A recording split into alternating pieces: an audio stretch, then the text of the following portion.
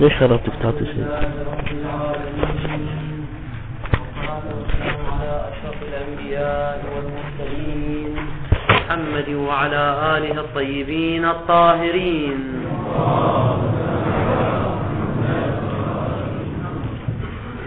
الأمر السادس والأخير من خاتمة بحث المشتق هو لبيان نزاع دائر بين المصنف قدس سره وبين صاحب الفصول.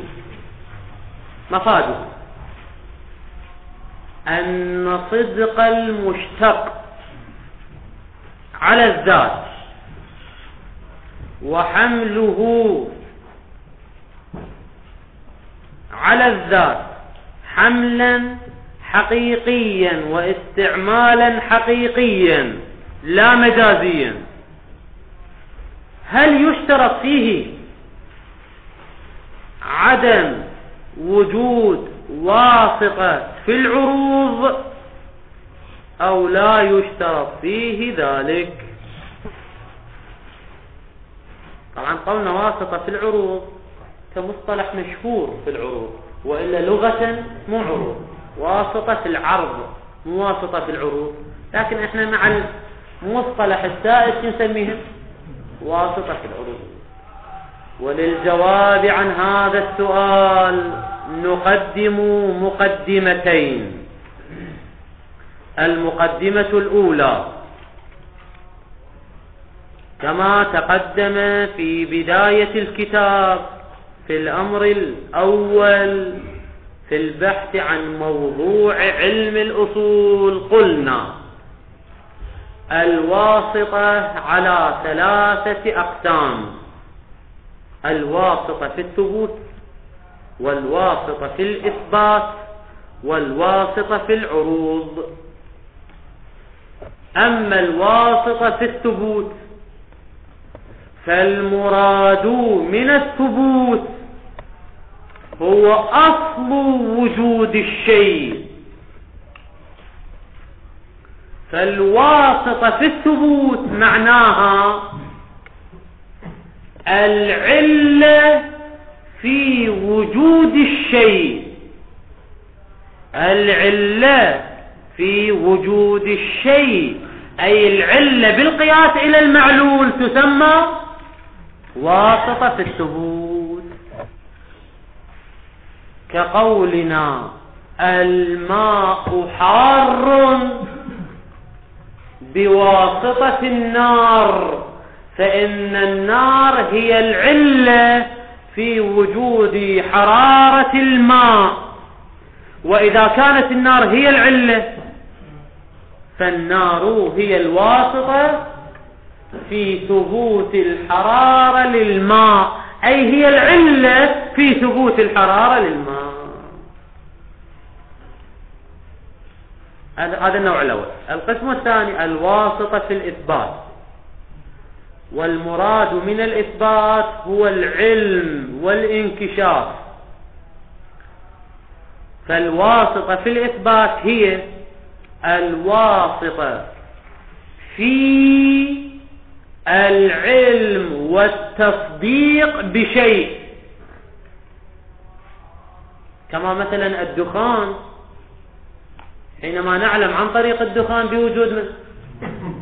بوجود النار، فالدخان ليس هو العلة لوجود النار، وإنما الدخان هو واسطة للعلم بوجود النار. فالواسطة في الإثبات هي الواسطة للعلم والتصديق بالشيء، سواء كانت هذه الواسطة يا واسطة اللي هي في الإثبات للعلم بالشيء، سواء كانت هي حقيقة وواقعا واسطة في الثبوت أو لم تكن واسطة في الثبوت. على كلا الفرضين هي ما زالت تفيدنا العلم بشيء، نسميها شنو؟ واسطة في الإثبات. إذا نقدر نقسم الواسطة في الإثبات إلى قسمين. الواسطة في الإثبات التي هي واقعا واسطة في الثبوت، مثالها ما يسمى في المنطق والحكمة بالبرهان اللمي، أي الانتقال من العلة إلى المعلول. فإن العلة واقعا هي الموجدة للمعلول، فهي واسطة في شنو؟ في الثبوت. وكذلك العلة هي واسطة للعلم بوجود المعلول، عن طريق علمنا بالعلة نعلم بالمعلول، فتكون واسطة في الإثبات. فهذه واسطة في الإثبات لأن العلة عن طريقها نعلم ونكتشف المعلول، فهي واسطة في الإثبات مع كونها واقعا واسطة في الثبوت. والنوع الثاني من الواسطة في الإثبات الواسطة في الإثبات التي هي واقعا ليست واسطة في الثبوت، مثاله البرهان الإني. فإننا في البرهان الإني ننتقل من المعلول إلى العلة، فإذا رأينا المعلول ماذا نكتشف؟ نعلم بوجود العلة، فهو واسطة في الإثبات ولكنه ليس واسطة في الثبوت، لأن المعلول ليس هو الذي أوجد العلة. كما في الدخان، الدخان معلول علما للنار، ونحن عن طريق المعلول اكتشفنا العلة وهي النار، فهذه واسطة في الإثبات. ولكن هل الدخان علة للنار في إيجاد النار؟ الجواب كلا، الدخان ليس هو الذي أوجد النار، فهذه واسطة في الإثبات لكنها ليست واسطة في الثبوت. إذا لحد الآن شنو بينا؟ بينا الواسطة في الثبوت وهي علة الإيجاد، وواسطة في الإثبات وهي علة العلم بالشيء، سواء كانت في الواقع علة في إيجاده أو لم تكن علة في إيجاده. القسم الثالث من الواسطة هو الواسطة في العروض أو الواسطة في العرض، وهي الواسطة لا في وجود الشيء ولا في العلم بالشيء، وإنما واسطة في حمل شيء على شيء وإسناد شيء إلى شيء، كقولنا الميزاب جار، الميزاب جاري، أسندنا الجريان علما للميزاب بواسطة ماذا؟ بواسطة الماء الجاري في الميزاب، فجريان الماء في الميزاب صار واسطة في إسناد الجريان وحمله على الميزاب، لكن جريان الماء ليس علة لوجود الميزاب وجريان الميزاب، وليس للعلم بذلك، وإنما هو واسطة في الحمل، أن نحمل شيء على شيء. الخلاصة سريعا، الواسطة في الثبوت هي العلة لوجود الشيء، الواسطة في الإثبات هي الواسطة للعلم بالشيء، الواسطة في العروض هي العلة في حمل شيء على شيء. هاي المقدمة الأولى. المقدمة الثانية بالبحث، قالوا المجاز في علم البلاغة على 3 أنواع. النوع الأول المجاز في الكلمة،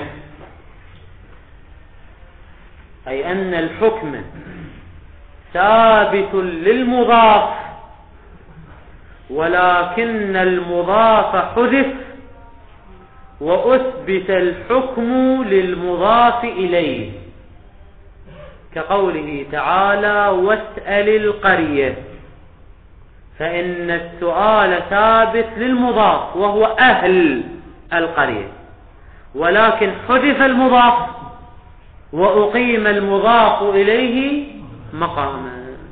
هذا يسمى مجاز في الحد. النوع الثاني المجاز في الكلمة،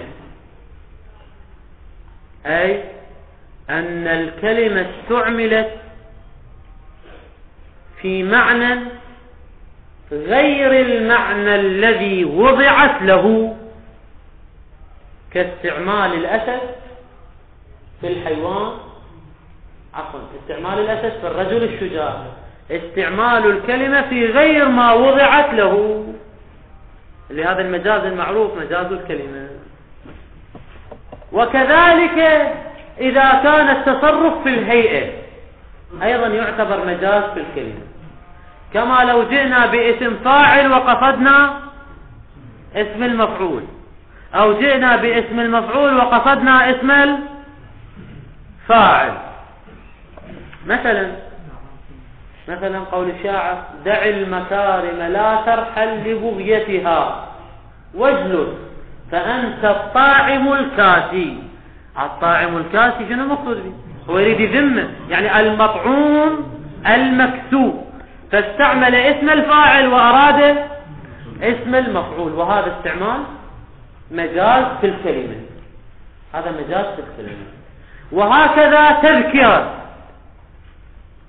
كلا إنها تذكرة، تذكرة مصدر، المراد به شنو؟ اسم الفاعل، كلا إنها مذكر، فالتذكرة والتبصرة مصدر أريد منه اسم الفاعل، يعني مذكر ومبصر، هذا كله مجاز في الكلمة. هذا النوع الثاني من المجاز.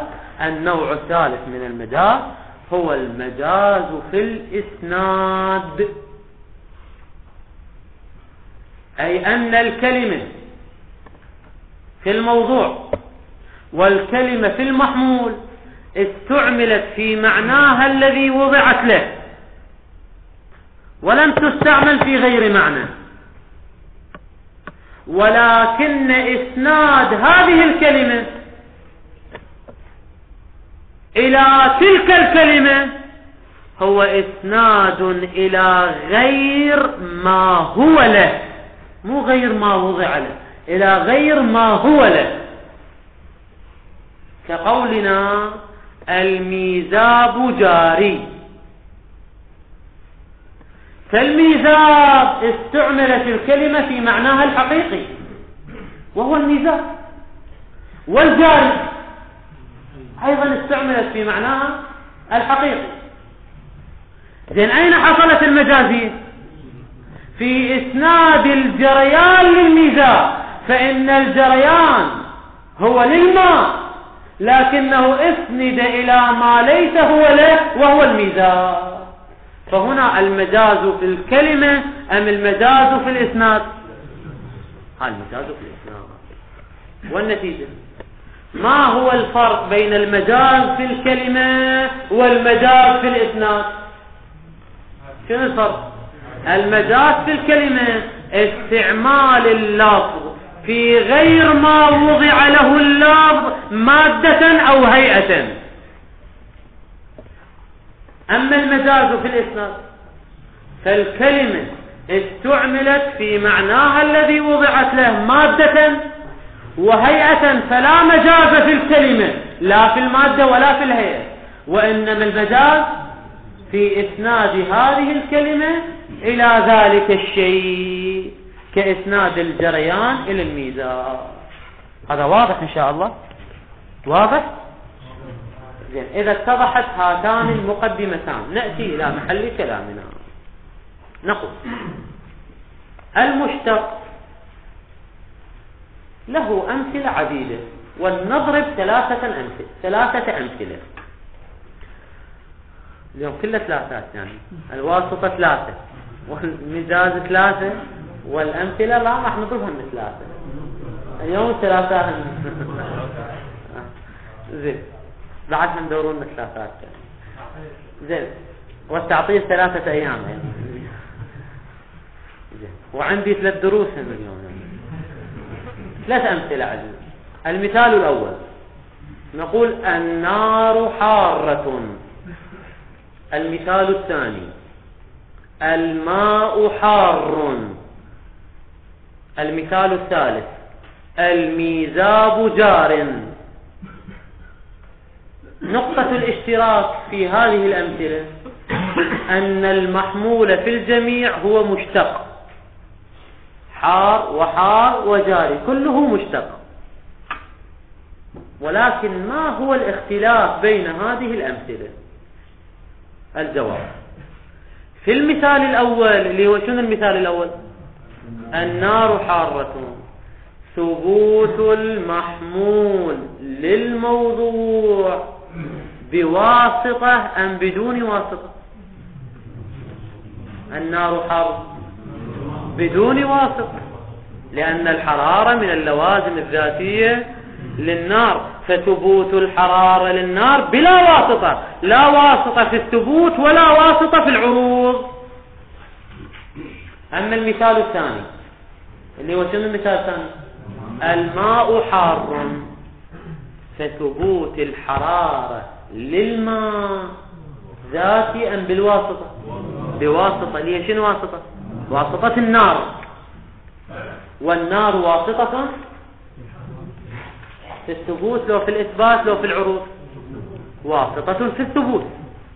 ففي المثال الثاني نحتاج إلى واسطة في الثبوت وهو النار. أما المثال الثالث الميزاب جار، فثبوت الجريان للميزاب يحتاج إلى واسطة أو لا يحتاج؟ يحتاج إلى واسطة، وهي جريان الماء. وهذه واسطة في الثبوت أم في العروض؟ وهذه واسطة في العروض. إذن في المثال الأول لا واسطة لا في الثبوت ولا في العروض. في المثال الثاني احتجنا إلى واسطة في الثبوت. في المثال الثالث احتجنا إلى واسطة في العروض. والسؤال هنا هل الاستعمال في هذه الأمثلة الثلاثة حقيقي أم مجازي؟ الجواب أما في المثال الأول فالاستعمال حقيقي لا محالة بدون واسطة. أما المثال الثاني اللي هو واسطة في الثبوت فالاستعمال حقيقي لا محالة إذ لم يختلف فيه أحد. أما الثالث اللي هو شنو؟ واسطة في العروض، فقولان في المسألة. القول الأول ما ذهب إليه صاحب الفصول حيث قال هذا استعمال مجازي. حينما نقول الميزاب جار فهذا استعمال شنو؟ استعمال مجازي وليس استعمالا حقيقيا. لماذا؟ لأننا نشترط في الصدق الحقيقي عدم وجود واسطة في العروض، فإذا وجدت واسطة في العروض فالاستعمال مجازي. هذا من قاله؟ صحيح. القول الثاني ما ذهب إليه المصنف قدس سره حيث قال هذا استعمال حقيقي، إذ أننا لا نفرق بين عدم وجود واسطة وبين وجود واسطة في الثبوت أو وجود واسطة في العروض. في جميع هذه الموارد الاستعمال استعمال حقيقي. لماذا؟ وذلك لأن كون الاستعمال حقيقيا أو مجازيا إنما هو بلحاظ أن الكلمة استعملت في معناها الذي وضعت له أو لم تستعمل، اللي هو يا مجاز، المجاز في الكلمة. فحينما نبحث استعمال المشتق مجازي أو حقيقي، محل بحثنا يا مجاز. المجاز في الكلمة أي أن المشتق استعمل في معناه الذي وضع له أو لم يستعمل في معناه الذي وضع له. وكون الواسطة في العروض يؤثر على الإسناد مو على الكلمة. في الواسطة في العروض حينما نقول الميزاب جار، هنا صار مجازية في الكلمة لو مجازية في الحمل والإسناد، مجازية في الحمل والإسناد كما بينا.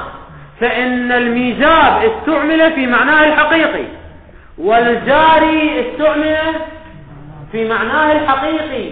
أما المجازية وين صارت؟ في إسناد الجريان للميزاب بواسطة من؟ بواسطة الماء. فالواسطة في العروض تصير الاستعمال مجازيا، يعني مجاز في الكلمة، أو الواسطة في العروض تصير الإسناد مجازيا. الجواب الواسطة في العروض تؤثر على الإسناد ولا تؤثر على الكلمة. ومحل بحثنا في الإسناد لو في الكلمة؟ في الكلمة. فالواسطة في العروض لا علاقة لها بالبين، أصلا ما لها علاقة بالمطلب إطلاقا. هذا خلط من صاحب الفصول بين المجاز في الكلمة والمجاز في الإسناد. الواسطة في العروض تؤدي إلى المجازية في الإسناد، بينما محل كلامنا هو المجاز في الكلمة. والنتيجة لو كانت الواسطة في العروض كقولنا الميزاب جار، فاستعمال المشتق حقيقي أم مجازي؟ الاستعمال حقيقي لو مجازي؟ حقيقي. لماذا حقيقي؟ لأن كلمة المشتق استعملت في معناها الذي وضعت له. نعم هناك مجازية في الإسناد، ولا تنافي بين كون استعمال الكلمة استعمال حقيقي وبين كون الإسناد إسناد مجازي. هذا خلط من صاحب الفصول بين المطلبين. واضح؟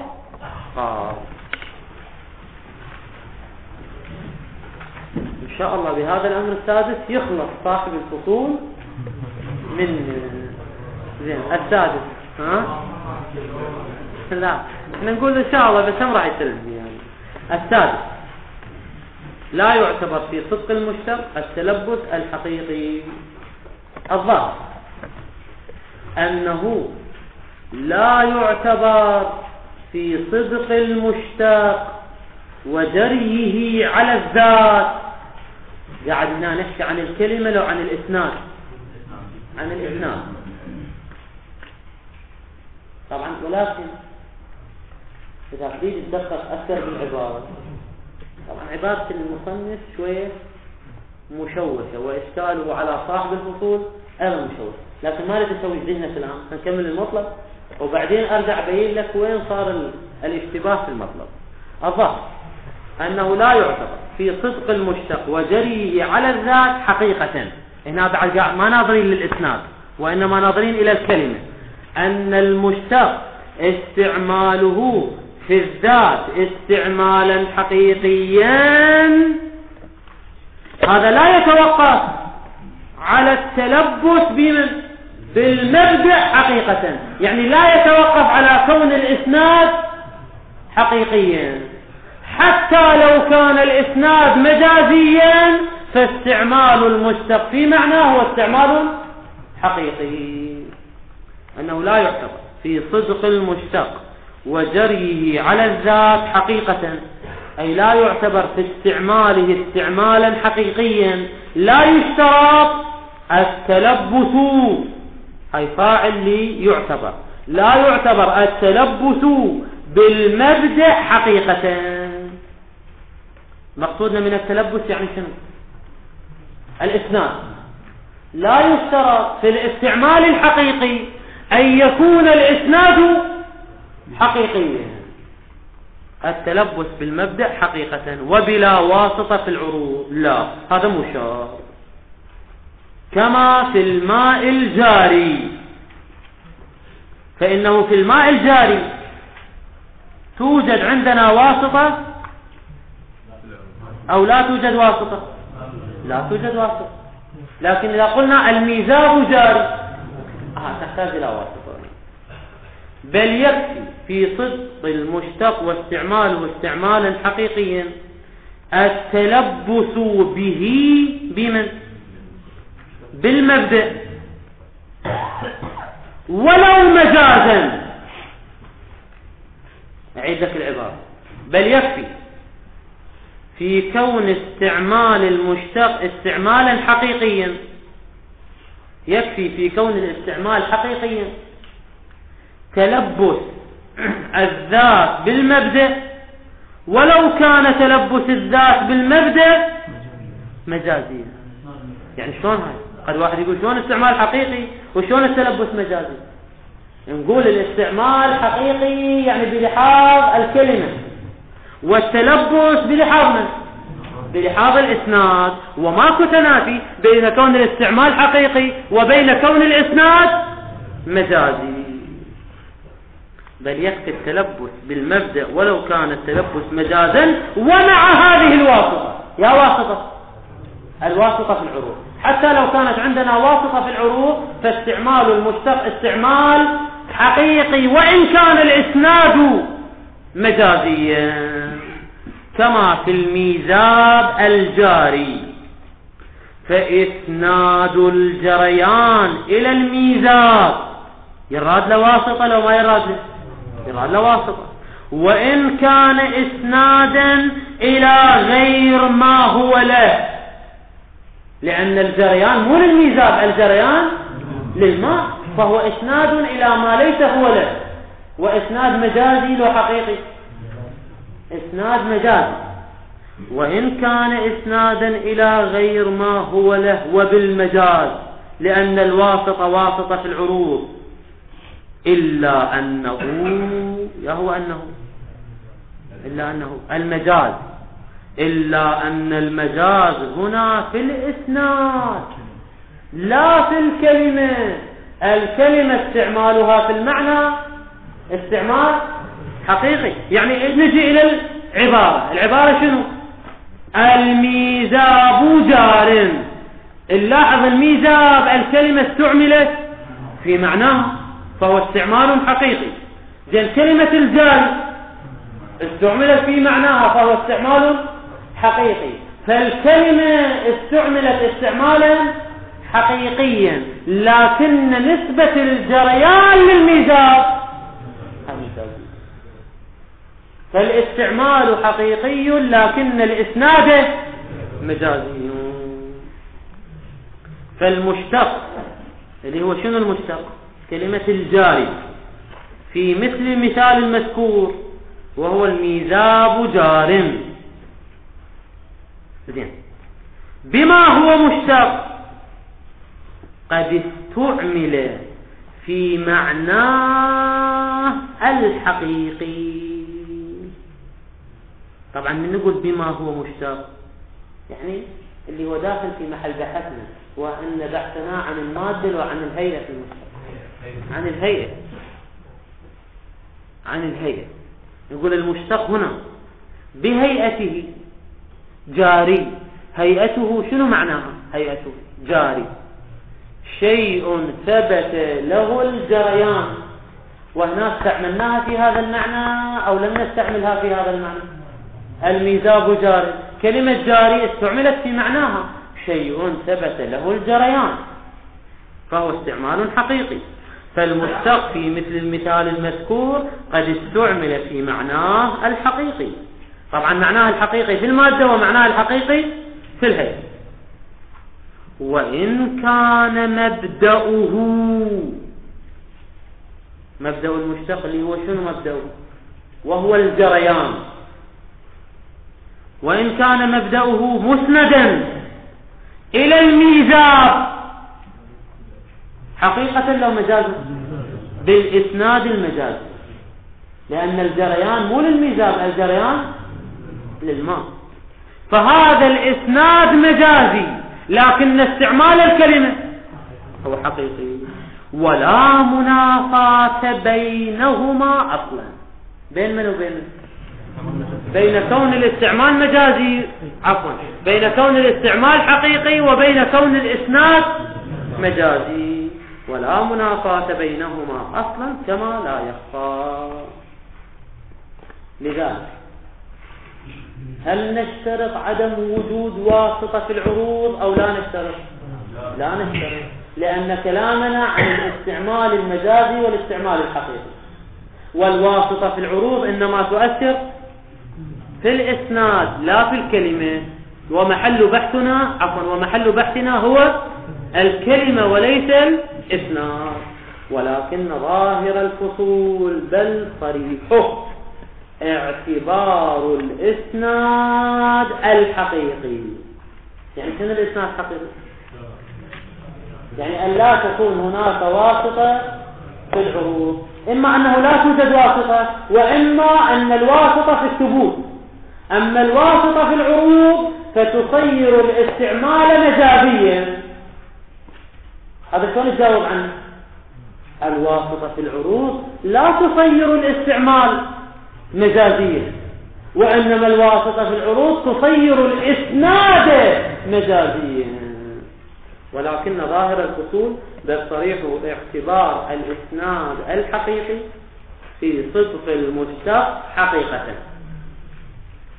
إذا أردنا صدق المشتق حقيقة يعني يستعمل استعمالا حقيقيا، فلا بد أن يكون الإسناد حقيقيا. إسناد من يعني تلبس الذات بالمبدأ لا بد أن يكون حقيقيا. يعني شنو حقيقيا؟ يعني شنو حقيقيا؟ يعني بلا واسطة في العروض. جوابنا وكأنه يعني كلام صاحب الفصول من باب الخلط بين المجاز في الإسناد والمجاز في الكلمة. كلامنا في المشتق عن المجاز في الكلمة، هل الكلمة مجازية هنا أو مو مجازية؟ وليس كلامنا عن المجاز في الإسناد حتى تشترط أن يكون الإسناد حقيقيا. هذا خلط في المطلب. وكأنه من باب الخلط بين المجاز في الإسناد والمجاز في الكلمة. وهذا هو هذا المجاز في الكلمة. ها هنا يعني في بحث المشتق هو محل الكلام بين الأعلام. احنا حينما نقول هذا المشتق مجازي أو حقيقي علم الناظرين إلى المجاز في الكلمة، ولم ننظر إلى المجاز في الإسناد. أما كون الواسطة في الثبوت والواسطة في العروض هذا وين يأثر؟ هذا في الإسناد لا في الكلمة. فهذا خلط في المقام من صاحب الفصول. لا مع الأسف هذا الكلام كان دافع عن صاحب الفصول، يعني مو دائما هو. الجواب أن صاحب الفصول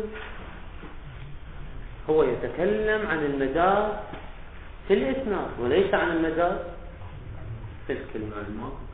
يعني بعبارة أخرى، تارة نتكلم عن استعمال المشتق في معناه، وهو أنه ما هو المراد من كلمة الجاري وتارة نتكلم عن حمل المشتق على الذات اللي هو شو نسميه إسناد وصدق المشتق على الذات.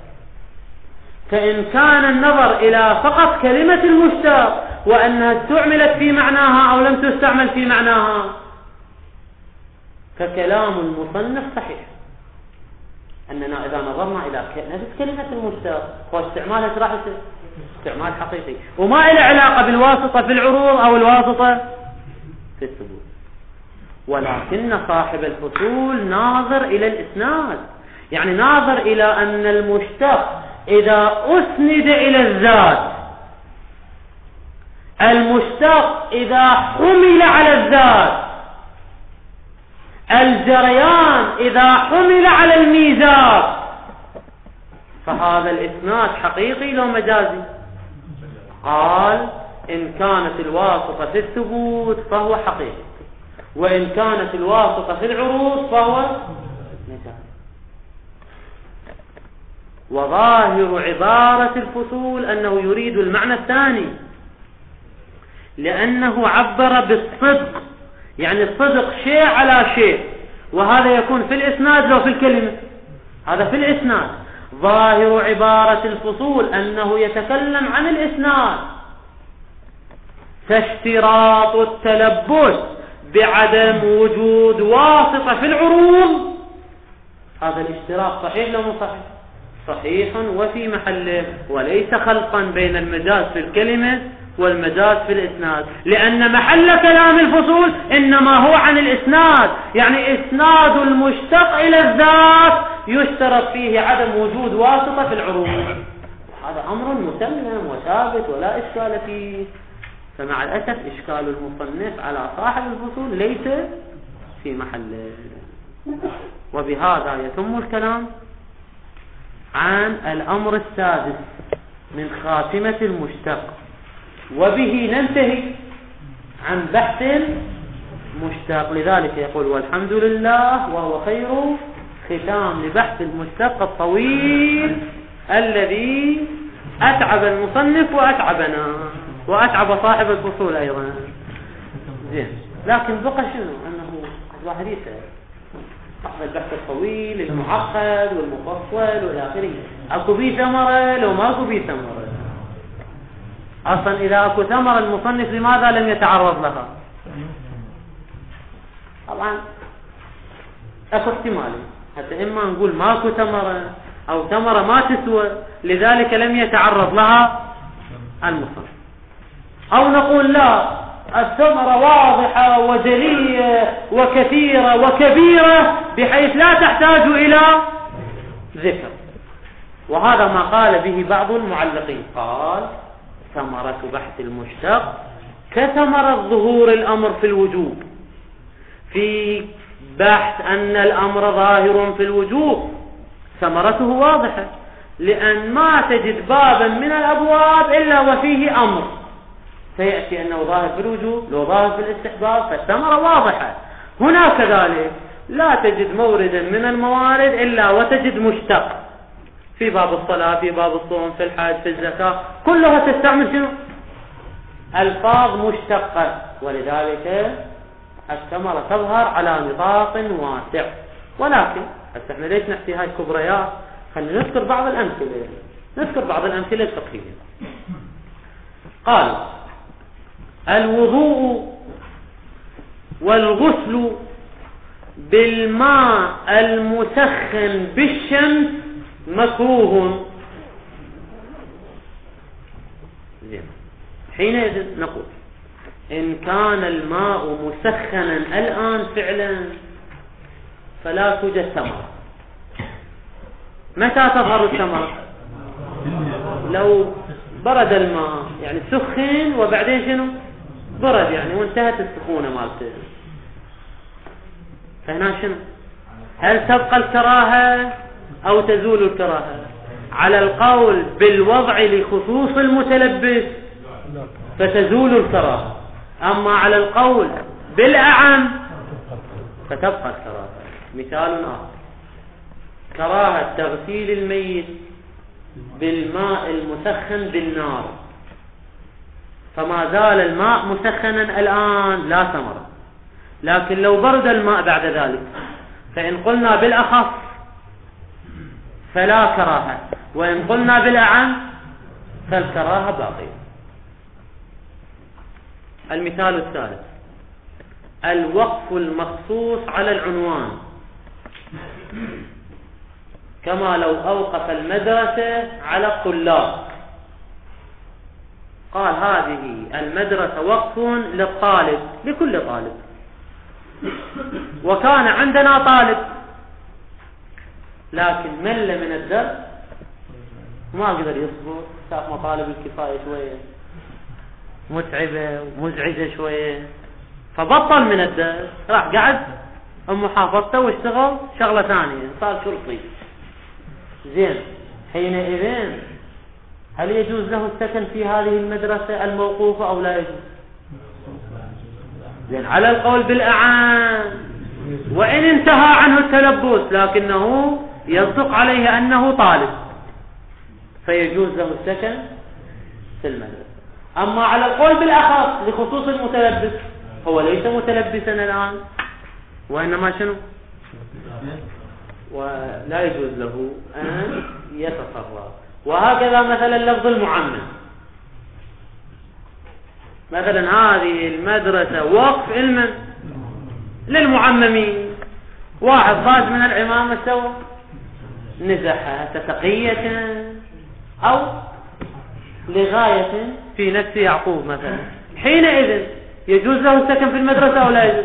على القول بالأعم يجوز، على القول بالأخص لا يجوز. مثال آخر: كراهة قضاء الحاجة تحت الشجرة المثمرة، ورد في الروايات كراهة التبول تحت الشجرة المثمرة. الشجرة المثمرة، زين، إذا انتهت ثمرة الشجرة كالنخلة في الشتاء لا توجد ثمرة، فإن قلنا بالأخص لا توجد كراهة، وإن قلنا بأن المشتق موضوع للأعم فالكراهة شنو؟ موجودة. كل هذه الثمرات مع أنها متعددة متوقفة على مسألة، وهي عدم ظهور الأدلة في ثبوت هذه الأحكام للمتلبس فعلا.